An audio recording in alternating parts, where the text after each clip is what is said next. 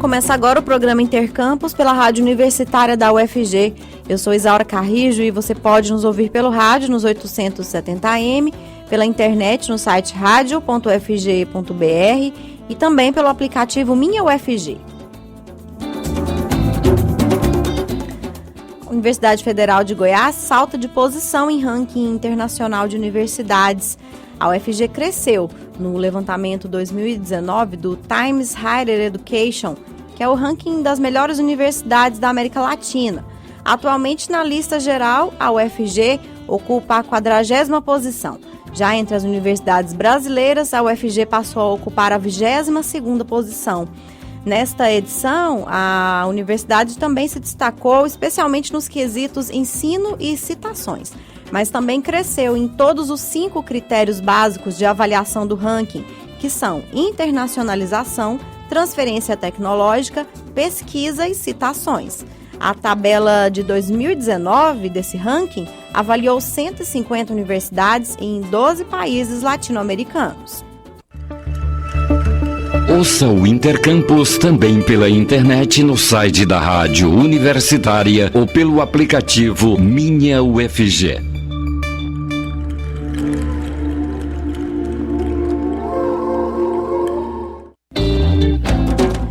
E hoje é dia da nossa parceria com o IF Goiano. O jornalista Gustavo Martins está na linha do Intercampus para trazer as novidades da instituição. Ele vai falar sobre o encontro com representantes da agricultura familiar e órgãos compradores do Programa de Aquisição de Alimentos do Governo Federal. Não é isso, Gustavo? Bom dia. É isso mesmo, Isaura. Bom dia a você, bom dia aos ouvintes do Intercampus. É um prazer estar aqui mais uma quarta-feira participando e trazendo um pouquinho das novidades do IF Goiano para vocês. Isaura, como você falou, o IF Goiano promoveu uma reunião entre representantes da agricultura familiar e órgãos compradores do Programa de Aquisição de Alimentos, o PA, que é um programa do governo federal. Esse encontro teve o objetivo de fazer um levantamento das necessidades dos órgãos compradores e a lista de oferta dos fornecedores da agricultura familiar para aproximar os fornecedores e produtores da agricultura familiar desses órgãos possíveis compradores de seus alimentos. Entre os órgãos participantes, além do IF Goiano, a reunião também contou com a presença da UFG, do Agrupamento de Apoio da Base Aérea de Anápolis e do Comando de Operações Especiais do Exército. Dentre os representantes da agricultura familiar, estiveram presentes aí assentamentos e cooperativas de vários municípios do estado de Goiás. Entre eles, Santa Isabel, Rubiataba, Palminópolis, Ceres, Bela Vista de Goiás, além de representantes de sindicatos de trabalhadores rurais de municípios como Itapuranga, Sancrelândia, Rio Verde, Ceres, entre outros. Também participou a Federação dos Trabalhadores Rurais da Agricultura Familiar, a FETAEG, e o Movimento dos Trabalhadores Rurais Sem Terra, o MST. Eles também contribuíram aí com essas discussões. Essa reunião, para vocês ouvintes entenderem, ela dá continuidade a discussões iniciadas em mesa redonda promovida pelo IF Goiano na Agrocentro-Oeste Familiar, que aconteceu aí na UFG no final de maio. A ideia é efetivar um grupo propositivo de trabalho a fim de estabelecer esse vínculo entre produtores e compradores, também quer elucidar possíveis entraves que têm dificultado essa relação. E além também, claro, de enaltecer produtos da agricultura familiar e divulgar a importância deles.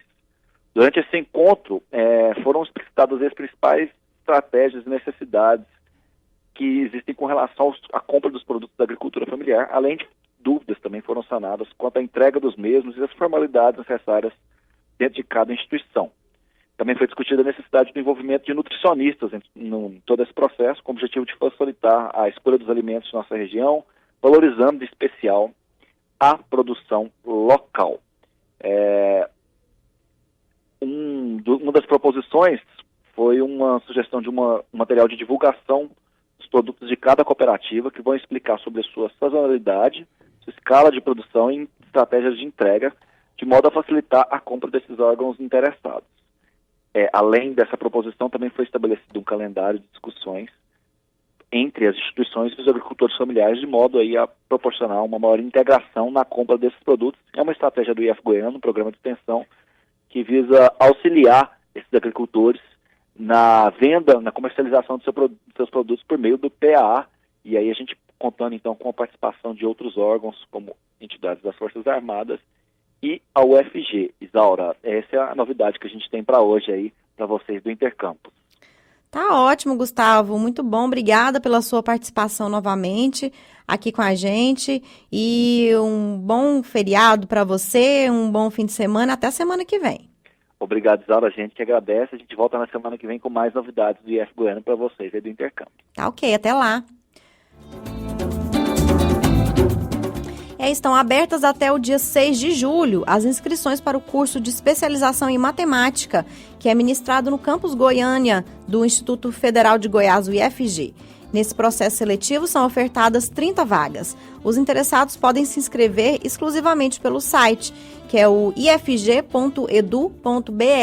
Podem participar dessa seleção portadores de diplomas em licenciatura ou bacharelado em matemática e áreas afins. O curso é gratuito e não há cobrança de mensalidade. A prova escrita será aplicada no dia 2 de agosto, o resultado final será publicado no dia 9 de agosto e as matrículas dos aprovados estão agendadas para os dias 12, 13 e 14 de agosto. A convocação dos candidatos que estão na lista de espera do Sistema de Seleção Unificado, o SISU, começa nesta quarta-feira, dia 19 de junho. A chamada é feita diretamente pelas instituições de ensino superior. Quem foi selecionado deve conferir o prazo para a matrícula no cronograma e verificar junto à instituição de ensino em que foi aprovado os locais, horários e a documentação necessária. O SISU é o sistema informatizado do Ministério da Educação, por meio do qual instituições públicas de ensino superior oferecem vagas a candidatos participantes do Exame Nacional do Ensino Médio, o Enem. Lembrando que a UFG não participa desse SISU de meio de ano. A Faculdade de Direito da UFG realiza o 28º Encontro Nacional do CONPED Goiânia, com o tema Constitucionalismo Crítico, Políticas Públicas e Desenvolvimento Inclusivo. O encontro acontece entre os dias 19 e 21 de junho no Centro de Aulas da UFG, que fica no setor universitário. E é uma promoção do Programa de Pós-Graduação em Direito e Políticas Públicas da Faculdade de Direito da UFG. Para falar mais sobre esse tema e sobre as atividades previstas no CONPED, nós vamos conversar agora por telefone com o vice-diretor da Faculdade de Direito da UFG, professor Saulo de Oliveira Pinto Coelho, que também é coordenador do Programa de Pós-Graduação em Direito e Políticas Públicas da Faculdade de Direito da UFG. Bom dia, professor. Obrigada por falar com a rádio da UFG. Bom dia, obrigado pela oportunidade. Então, professor Saulo, essa já é a 28ª edição do CONPED, né, que esse ano vai abordar o constitucionalismo crítico, políticas públicas e o desenvolvimento inclusivo. É um evento grande, né, que vai reunir diversos estudiosos, pesquisadores da área do direito. Mas qual que é a importância dessa iniciativa, professor? Então, sim, a 28ª edição do Encontro Nacional do CONPED. O CONPED é a associação científica da área do direito no nosso país, congrega os 107 programas de pós-graduação estrito sensu que nós temos aqui no Brasil. Então, realizar o evento, e cabe ressaltar que será a primeira vez que será realizado em Goiás, realizar o evento aqui em Goiânia é um marco. É um marco histórico para o campo da pesquisa em direito, né, para os pesquisadores que atuam nessa área aqui no nosso estado, porque traduz a confiança da sociedade científica do direito no nosso trabalho. O trabalho está sendo realizado em Goiás, nos dois programas de principalmente nos dois programas de pós-graduação na área que nós temos aqui na UFG. Uhum. Então, receberemos cerca de 1.500 pesquisadores da área de todos os estados do Brasil. É realmente um evento importante para nós. Pois é, esse ano o CONPED vai abordar constitucionalismo crítico, políticas públicas e desenvolvimento inclusivo, né? Para a gente entender melhor, qual que é a relação que existe entre esses três temas? Excelente pergunta e agradeço pela oportunidade de falar a respeito. Quando mencionamos a expressão constitucionalismo crítico, nós queremos, com isso, traduzir a preocupação dos pesquisadores da área em que o discurso constitucional, né, e os discursos legais em geral, eles não fiquem só no papel. Uhum. Que se façam pesquisas voltadas para pensar os problemas relativos à real efetividade dos direitos proclamados no nosso modelo constitucional, que é elogiado no mundo inteiro, só que nem sempre se traduz em bons resultados do ponto de vista de justiça social. E aí, para que a gente possa efetivar direitos de uma forma um pouco mais eficiente no nosso país, nós precisamos de políticas públicas avaliadas com maior qualidade. E isso passa por uma melhoria da regulação dessas políticas, né? Certo. Tudo isso para que a gente possa construir um desenvolvimento que seja mais que um desenvolvimento econômico, muito preconizado e às vezes simplificado na ideia de crescimento econômico, né? E seja de fato um desenvolvimento voltado para a melhoria do bem-estar de todo cidadão brasileiro. E aí a expressão desenvolvimento inclusivo realmente traduz essa ideia, né? Não basta qualquer desenvolvimento, tem que ser um desenvolvimento que inclua todos no processo de melhoria do bem-estar. Um dos pontos, então, que serão tratados, né, diz respeito a políticas públicas.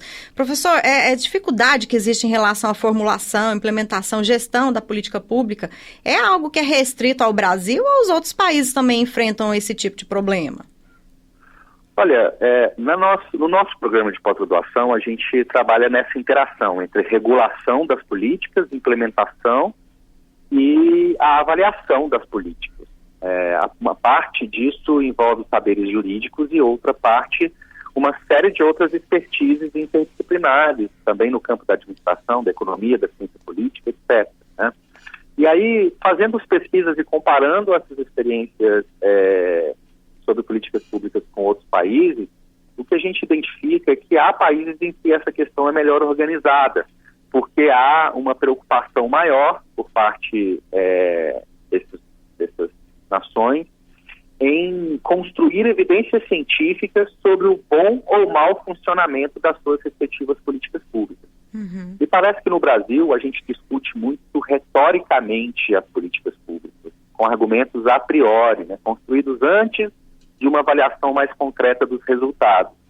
E a nossa preocupação é aumentar o volume de conhecimento científico produzido sobre essas políticas, para que esse conhecimento possa orientar um debate público mais eficiente, mais organizado e mais esclarecido acerca das melhores decisões a se tomar sobre como efetivar cada uma delas. Certo. Então, há países como Chile, Inglaterra, Estados Unidos, Alemanha, em que o know-how na avaliação científica das políticas e a prática de absorver essas evidências científicas na tomada de decisão por parte dos governos funciona melhor, realmente. E a gente precisa aprender um pouco com essas nações em alguns aspectos. Lembrando, né, que aprender com essas nações não significa reproduzir acriticamente modelos construídos em outros países aqui na nossa realidade, porque cada país tem sua cultura, seu contexto social, seu contexto econômico, seus desafios, né? Claro. Isso também está no nosso radar, com certeza. Você falou na questão do debate, né? E como é que fica, professor, a questão da participação do cidadão na formulação, no acompanhamento das políticas públicas? Então, nós também estamos pesquisando muito recentemente na área do direito e sobretudo na área do direito público, a questão da participação social na regulação, na formulação e no controle das políticas públicas. Temos algumas pesquisas no nosso programa a respeito do tema, por exemplo, pesquisas que estudam a efetiva participação social nos conselhos municipais, na formulação das políticas locais, né? Essas pesquisas mostram que muitas vezes esses conselhos municipais funcionam pro forma, e contam com pouca atuação efetiva, né, ou espaço efetivo para que a sociedade, a população possa participar das tomadas de decisão. Temos pesquisas também sobre o funcionamento da Lei de Acesso à Informação, que mostram que em alguns pontos, em alguns temas específicos, ainda é difícil obter as informações que deveriam ser prestadas pelo Estado. Então a área vem se preocupando cada vez mais que a população, que é a destinatária dessas políticas, mas a gente muitas vezes esquece que ela também é a proprietária, a dona, né, do poder público. Sim. E das coisas do Estado, né, que ela possa participar cada vez mais das escolhas que vamos tomar. É importante que haja cientistas que possam pesquisar e dizer o que a ciência indica como as melhores escolhas, né? Mas essas escolhas não podem ser feitas por nós cientistas. Nosso papel é fornecer as informações de uma forma mais precisa, mais organizada, para que a população possa ela própria construir um debate público essas escolhas. Então, esse também é outro desafio que está na pauta desse grande evento que vamos fazer aqui em Goiânia. Certo. Bom, vamos falar um pouco, então, da programação do CONPED, né, que vai de 19 a 21 de junho. A abertura vai ser no dia 19, né, no auditório do Centro Cultural Oscar Niemeyer, e nos dias 20 e 21 de junho o evento acontece na Universidade Federal de Goiás, no Centro de Aulas D, que fica na Praça Universitária, né, ao lado da Faculdade de Direito. Em linhas gerais, professor, o que está previsto para acontecer nesses 3 dias de evento?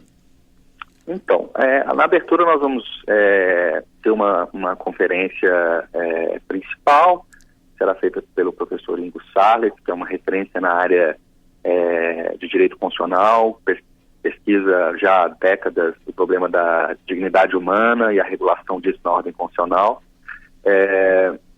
E aí vamos também ter na abertura várias atividades culturais voltadas para mostrar, né, o que nós temos aqui em Goiás. Eu acho importante também divulgarmos, né, as belezas e a complexidade cultural do nosso estado, que é muito mais do que um estado rural, né, um estado complexo. Já temos uma capital pujante e nem sempre todo mundo no Brasil conhece essa complexidade, e a gente quer usar a abertura para mostrar isso para os demais estados brasileiros. Nos outros dias nós vamos ter 12 painéis temáticos com grandes experts do Brasil e de outros países discutindo temas relacionados a essa questão das políticas públicas e do desenvolvimento inclusivo. E mais de 50 grupos temáticos, grupos de trabalho, né, discutindo em áreas específicas as pesquisas jurídicas mais recentes, né, os resultados mais recentes das pesquisas jurídicas feitas no nosso país. Uhum. Nesses mais de 50 grupos temáticos serão apresentados cerca de 1.100 trabalhos científicos que foram previamente avaliados e aprovados pelo Conselho Nacional de Pesquisa e Pós-Graduação em Direito, o CONPED, para serem devidamente apresentados aqui no nosso evento em Goiânia. Certo. Bom, para quem tiver interesse em participar e como ouvinte, ainda dá tempo de se inscrever, professor? Sim, é possível se inscrever, vale a pena, porque o volume de painéis e de pesquisas a serem apresentadas é realmente grande, e certamente muitas coisas irão interessar a cada um dos estudiosos da área. É uma oportunidade também para construir network, conhecer pesquisadores de outros estados que também se interessam pelos mesmos temas, e aí os ouvintes podem se inscrever pelo site do CONPED, que é comped.org.br, CONPED com N de conselho, e lá no site tem uma aba específica para o nosso evento e para a realização da inscrição como ouvinte. Perfeito. Nós conversamos com o vice-diretor, né, da Faculdade de Direito da UFG, professor Saulo de Oliveira Pinto Coelho, sobre o CONPED, esse evento que acontece de 19 a 21 de junho no Centro de Aulas D, setor universitário. Professor, muito obrigada pela sua entrevista aqui para a Rádio Universitária. Eu que agradeço. Tenha um bom dia. Obrigada. Bom dia, professor. Na próxima sexta-feira, dia 21 de junho, o Planetário da Universidade Federal de Goiás irá promover uma comemoração ao solstício de inverno. Chamado de Dark Side of the Planetarium, o evento terá entrada franca. Irá começar às 4 horas da tarde. Para nos contar mais sobre essa comemoração ao solstício de inverno, a gente convidou o professor Manuel Alves Rodrigues Júnior, que é diretor do Planetário da UFG. Olá, professor Manuel, obrigada por aceitar nosso convite. Olá, bom dia a todos. Bom dia. Então, professor, antes de mais nada, explica pra gente o que é um solstício de inverno. Bom, na realidade, um solstício, ele acontece, cada uma das datas em que o Sol atinge um maior grau de afastamento angular do Equador. Ou seja, no movimento aparente que ele tem no céu. Então, essas duas datas, elas ficam mais ou menos entre 21 a 23 de junho, seria solstício de inverno para quem é do hemisfério sul na Terra, e solstício de verão para quem está no hemisfério norte. Essa seria uma das datas, né? 21 e 23 de junho. Uhum. A outra data de solstício lá para 21 a 23 de dezembro, que aí inverte, né? Seria solstício de verão para nós aqui do hemisfério sul e solstício de inverno para quem é do hemisfério norte.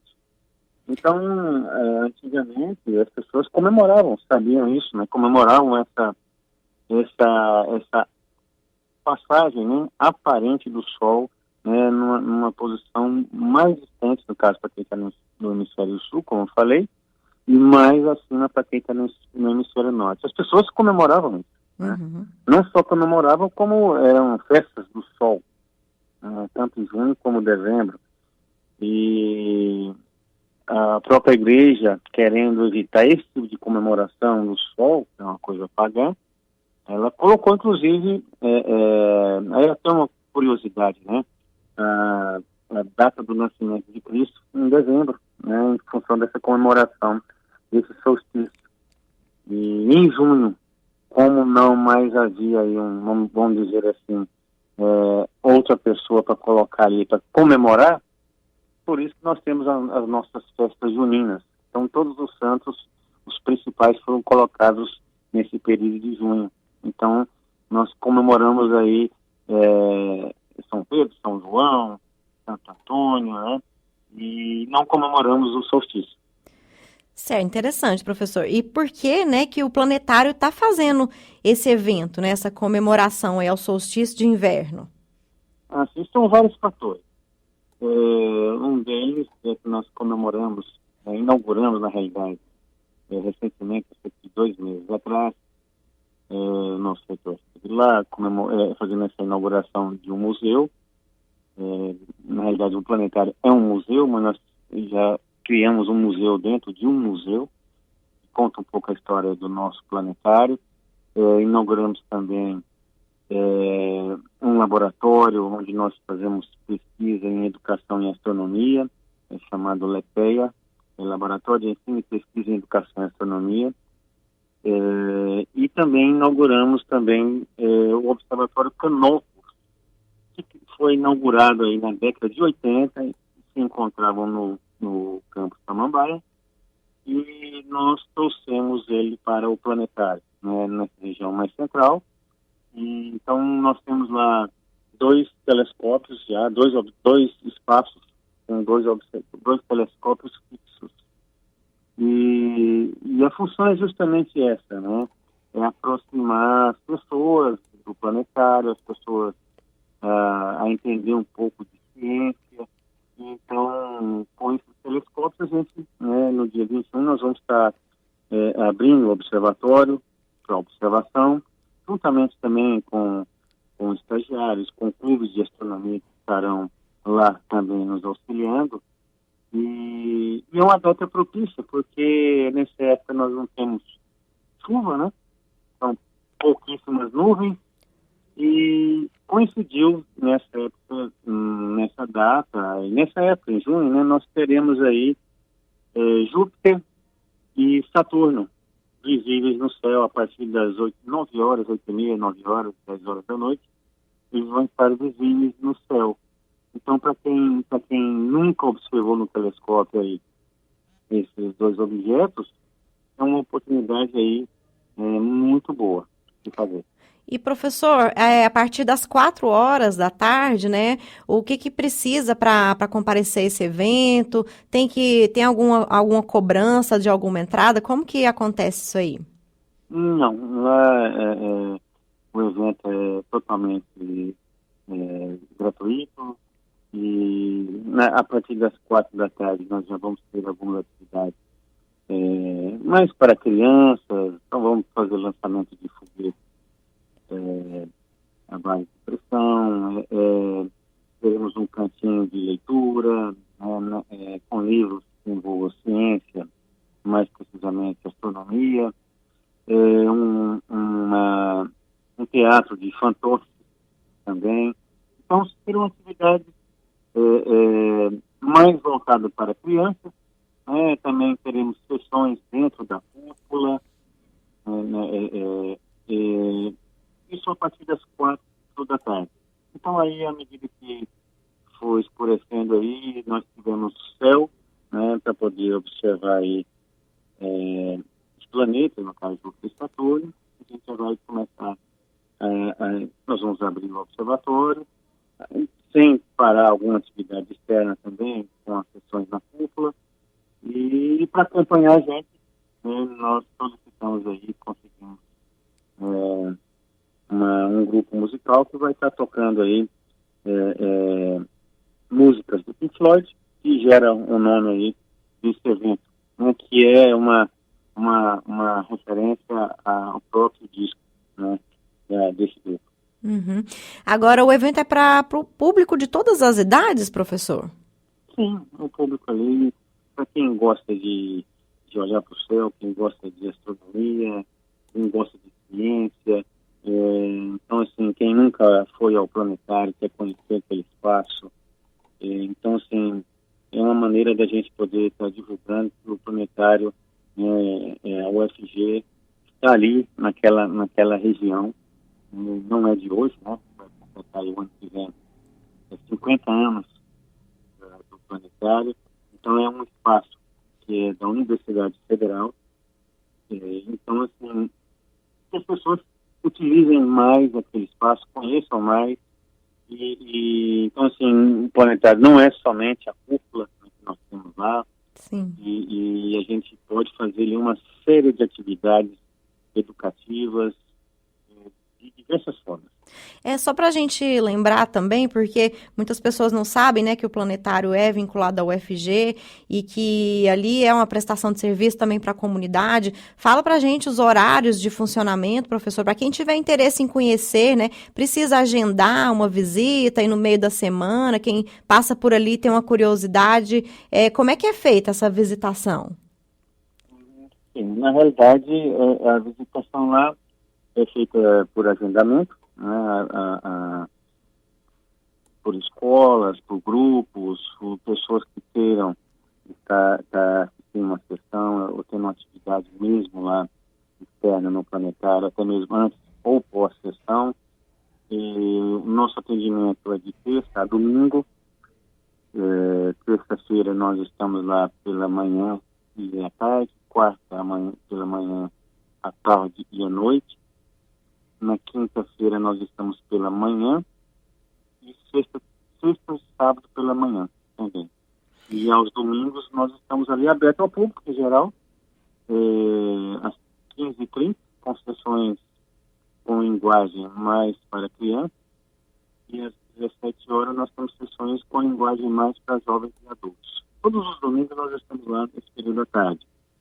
E de terça a sábado, aí são sessões que são agendadas por grupos de escolas. Tem interesse, né, pelo site do planetário lá, pelo UFG, pelo nosso Facebook, temos o telefone, temos todas as indicações dessas sessões, como que elas funcionam, qual é a parte conceitual que ela trabalha. Então, tem algumas especificações e pelo agendamento mesmo, na secretaria, a gente vai dar toda a informação também. Tá certo, professor Manuel. Muito obrigado pela sua entrevista aqui para a Rádio Universitária da UFG. Tudo bem. Eu agradeço e reitero aí o convite que todos possam ir e curtir esse espaço. Acredito que vai ser um evento muito interessante, né, que seja mais um que nós fizemos durante o... Tudo bem, eu agradeço e reitero aí o convite que todos possam ir e curtir esse espaço. Acredito que vai ser um evento muito interessante, né, que seja mais um que nós fizemos durante ao longo do ano e do ano passado também, e que venham outros eventos. E quem quiser, tiver interesse de conhecer o planetário, estagiar lá, conhecer, estar auxiliando. Então, nós estamos ali de braços abertos para receber qualquer um que tenha interesse em astronomia, enfim. Tá joia, obrigada. Essa foi a participação do professor Manuel Alves Rodrigues Júnior, diretor do Planetário da UFG, que nos contou sobre o evento de comemoração ao solstício de inverno, né, que o Planetário promove na próxima sexta-feira, dia 21, a partir das 4 horas da tarde. E com essa entrevista a gente encerra o Intercampus de hoje. Os trabalhos técnicos foram de Thiago Damaso. Obrigada pela sua audiência e até amanhã.